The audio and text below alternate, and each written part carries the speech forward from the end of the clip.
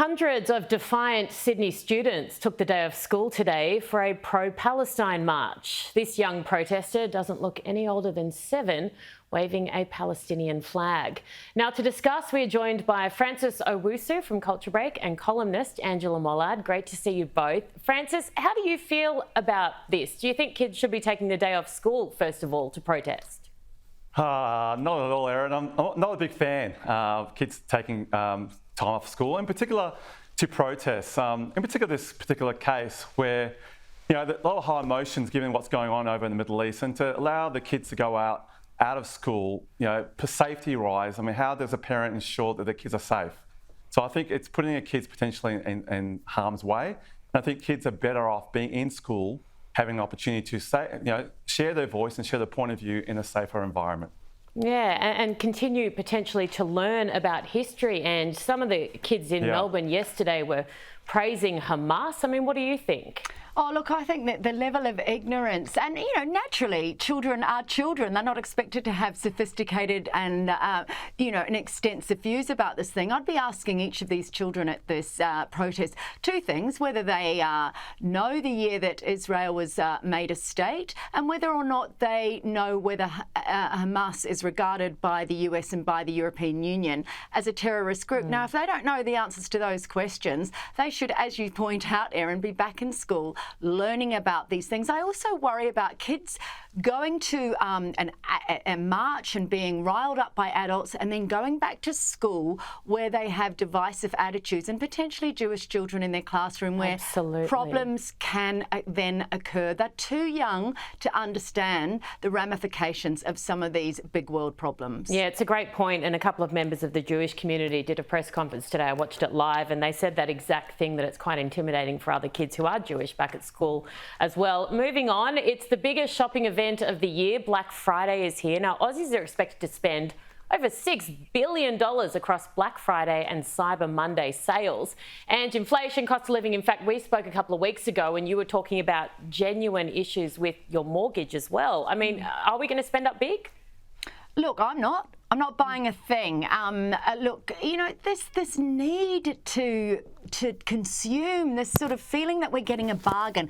If you don't need it, it is not a bargain. We need to bring inflation down. So, you know, look, I totally understand if you can get, you know, 58 toilet rolls for $8, go for your life. Honestly, I'd be doing that too. But realistically, most of the things that people buy in Black Friday sales are not things they genuinely need. And we need to go back to that economic principle, particularly at the moment. It's, do you need it? And if you don't need it, is it just a want? Yeah, I'm getting the castle vibes. What are they asking? Tell them they're dreaming. Francis, I mean, Christmas shopping though, Ange, I guess if you could, and this is to you, Francis, but I'm making the point to Ange, you could kind of justify it if you're buying things that you're going to have to buy anyways. That's right. I think you've got to be smart and not be driven by impulse and emotion. I think, you know, a good deal is a good deal if you have planned for it. Like, for example, I've seen something that's 50% off that's helping with muscle cramps. It's called a piso, right? I'm like, it's a great time to buy it. 50% off, I'll buy it. Do you have muscle cramps, Francis? That's a key question. Do you actually have cramps, or are you just keeping it for a rainy day? Oh, you do? Oh, mate, I'm always on the move, Erin. So for me, that's just the right purchase for me to get. Oh, bless. Okay, well, Brisbane City Council, this is bizarre, have put up a sign about noise levels at a local kids' playground. Now, the sign reads, users are requested to consider noise levels and disruption generated by use of this facility. Are they kidding themselves, Francis? That is utterly ridiculous. It's a kids' park. This is bizarre, and it's almost like it's madness gone born fruit. I think, look, the idea, obviously, the people who are pushing this obviously have very little to do with children. If you're a parent like you and I are, we've got a mute button.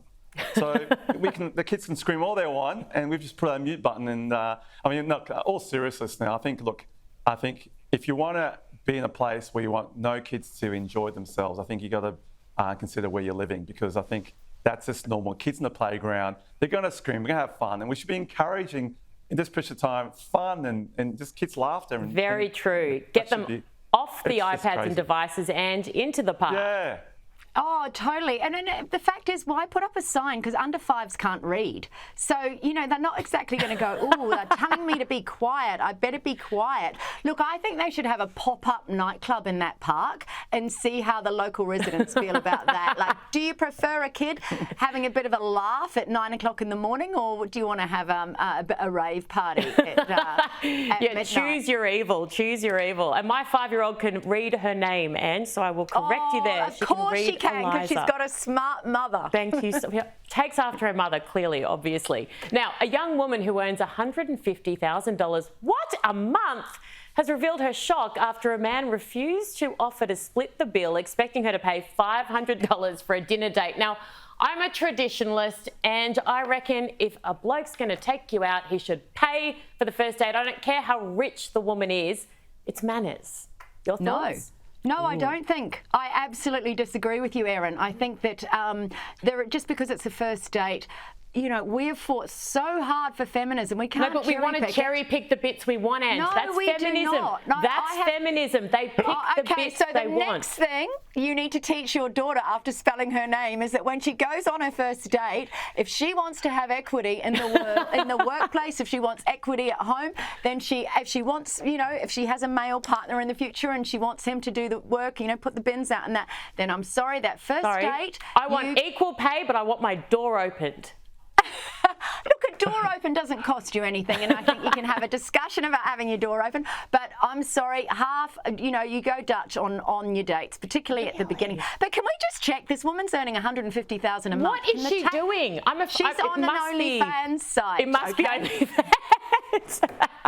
We'll double check that. Francis, what do you think as, well, the only bloke here? Look, I think you get what you get. That's what you get. Look, if you're going to go on a date with someone who you just met, and you can reveal to them that you earn $150,000 not a year, a month. And do you know how much he earns? I mean, there's an old song by TLC called Scrubs. Now, this person needs to listen to that song. She said, I should want no scrubs.